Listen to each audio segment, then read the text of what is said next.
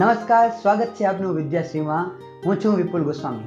મિત્રો, ધોરણ 10 સામાજિક વિજ્ઞાન તેના કુદરતી સંસાધનના આ ત્રીજા લેક્ચર સિરીઝમાં આપ સૌનું સ્વાગત છે.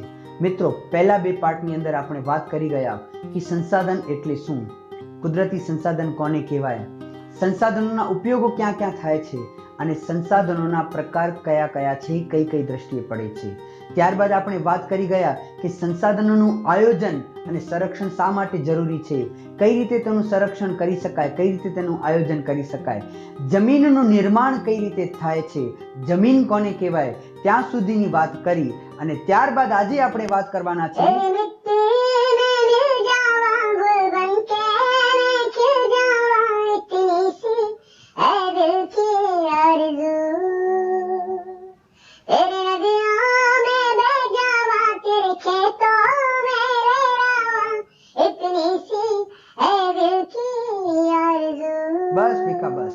ભીખાભાઈ બહુ સારું ગાઓ છો. તો ભીખાભાઈ કહે છે કે તેરી મિટ્ટી में मिल जावा. સાહેબ, જમીન, સારી વાત કરી.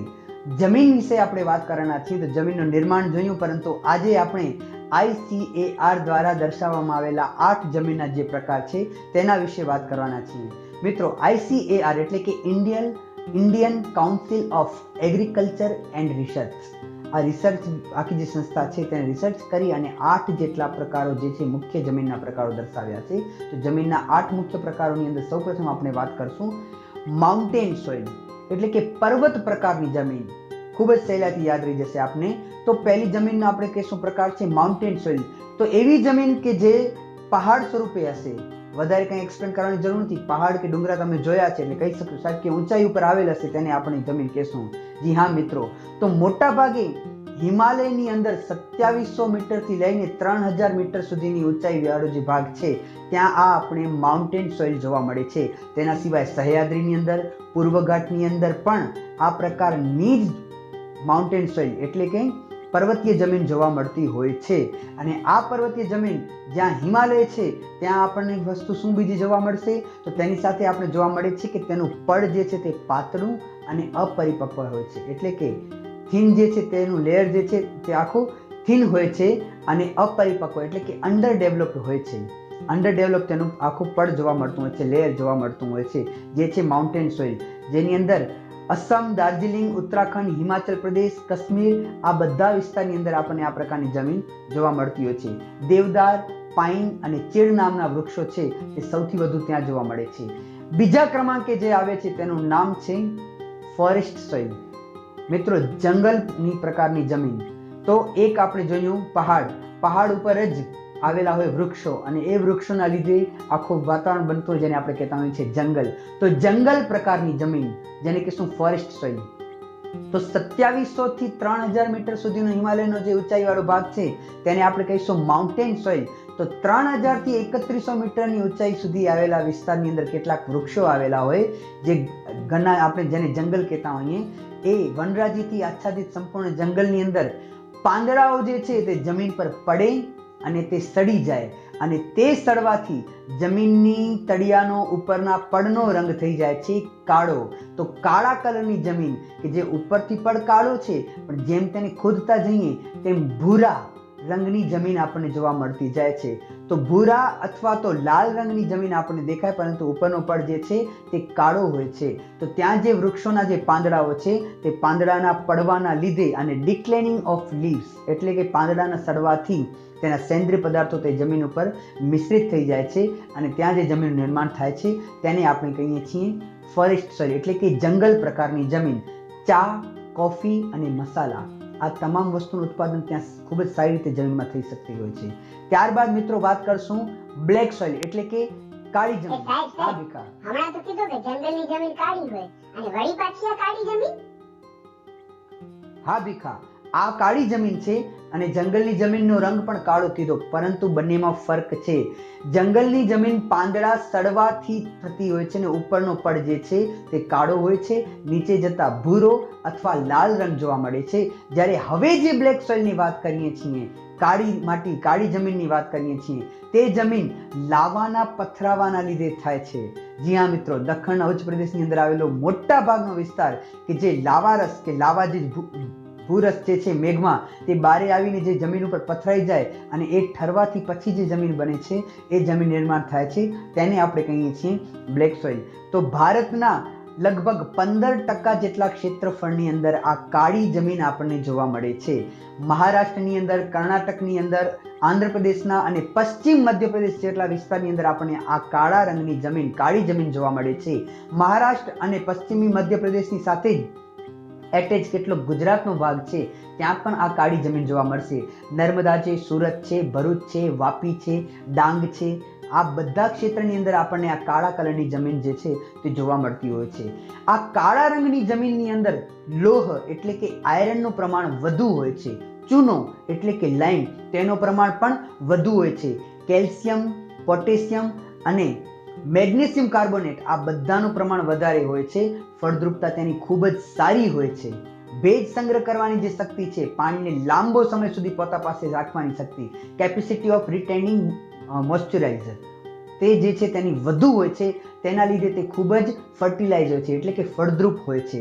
આ કાળી જમીન જેને આપણે કપાસની જમીન તરીકે પણ ઓળખીએ છીએ. જી હા મિત્રો, તેના ઉપરથી જ ખ્યાલ આવી જશે કે કપાસ જે છે તે આ જમીનની અંદર સૌથી વધારે થતું હશે.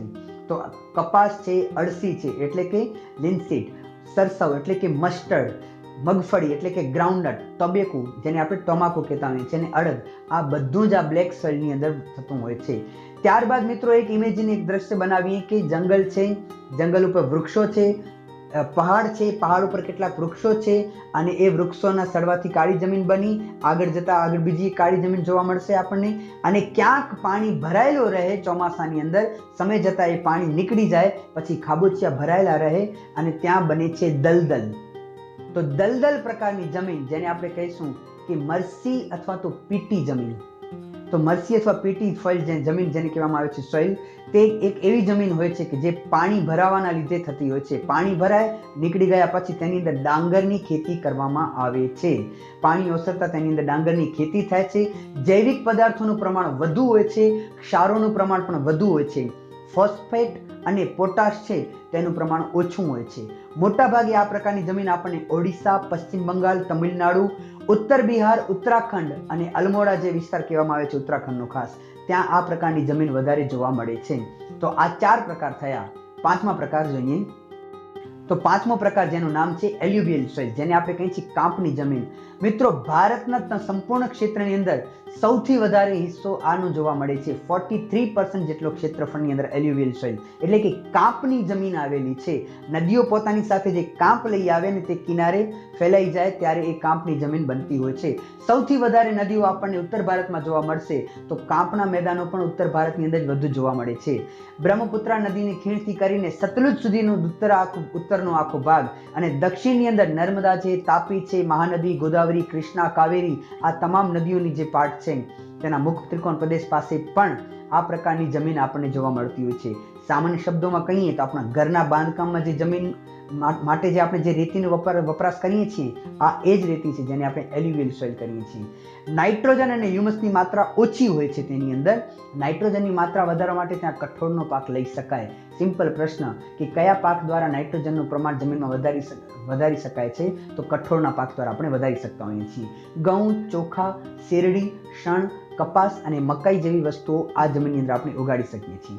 6થો પાર્ટ છે જેનું નામ છે ડેઝર્ટ એટલે કે રણ પ્રકારની જમીન.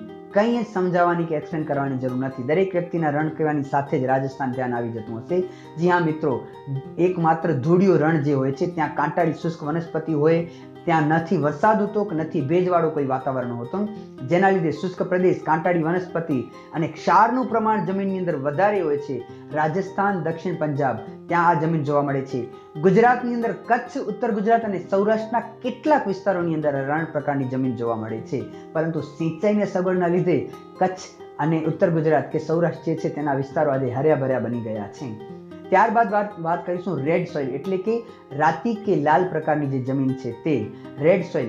ભારતના ક્ષેત્રફળની વાત કરીએ તો 19% જેટલો હિસ્સો આ લાલ જે રંગની માટી છે કે લાલ રંગની જમીન છે તેનો છે. તમિલનાડુથી લઈને બુંદેલખંડ એટલે કે દક્ષિણથી લઈને ઉત્તરનો ભાગ અને રાજમહેલની ટેકરીથી લઈને કચ્છ સુધીના વિસ્તારની અંદર આ 19% ભાગની અંદર આપણે આ લાલ રંગની જમીન જોવા મળશે. તો આ લાલ રંગની જમીનનો રંગ લાલ રંગ કઈ રીતે છે? તો ફેરિક ઓક્સાઇડ નામના એક તત્વની ઘણી હાજરી હોવાને લીધે ફેરિક ઓક્સાઇડની હાજરીના લીધે તે જમીનનો રંગ થઈ જાય છે લાલ. તો રેડ સોઇલ તેને આપણે ઓળખીએ છીએ. મેગ્નેશિયમ, ફોસ્ફેટ, નાઇટ્રોજન અને પોટાશની તેની અંદર કમી જોવા મળે છે. ત્યારબાદ સૌથી છેલ્લો પાર્ટ છે જેનું નામ છે લેટેરાઇટ સોઇલ, જેને આપણે પડખાઉ જમીન પણ કહીએ છીએ, લેટેરાઇટ. તો મિત્રો લેટિન ભાષાનો એક શબ્દ છે જેનો છે લેટર, અને એ લેટરનો અર્થ થાય છે ઈંટ. તો ઈંટના રંગ જેવી જમીન લોહ ઓક્સાઇડ નામના તત્વના લીધે તે ઈંટના રંગ જેવું તત્વ તેની અંદર જોવા મળતું હોય છે. તો ભીની થાય ત્યારે આ માટી, આ જમીન માખણ જેવી મુલાયમ હોય છે, પણ જેવી સૂકી થાય કે સુકાવાની સાથે જ તે સખત થઈ જાય છે. લોહ તત્વ, પોટાશ અને એલ્યુમિનિયમ તેનું પ્રમાણ વધુ જોવા મળે છે. કદાચ એટલે જ આપણે કહી શકીએ કે તે સખત બને છે. જ્યારે ઓછી ફળદ્રુપ હોય છે, પરંતુ ખાતર નાખી અને આ લેટેરાઇટ પડખાઉ જમીનને પણ ફળદ્રુપતા જાળવી શકાય છે, તેની અંદર વધારી શકાય છે. તો કપાસ, ડાંગર, રાગી, શેરડી, ચા, કોફી અને કાજુ, આ તમામ પ્રકારના ઉત્પાદનો જે છે, પ્રોડક્શન, જે ખેતી આપણે જે છે તે આ પ્રકારની જમીનમાં કરી શકીએ. તો આજે આપણે આ 8 પ્રકારો જોયા. હવે પછીના પ્રકરણની અંદર નવી માહિતી સાથે આપણે ફરીથી ભેગા થશું. ત્યાં સુધી જોતા રહ્યો વિદ્યાશ્રી. Best of luck.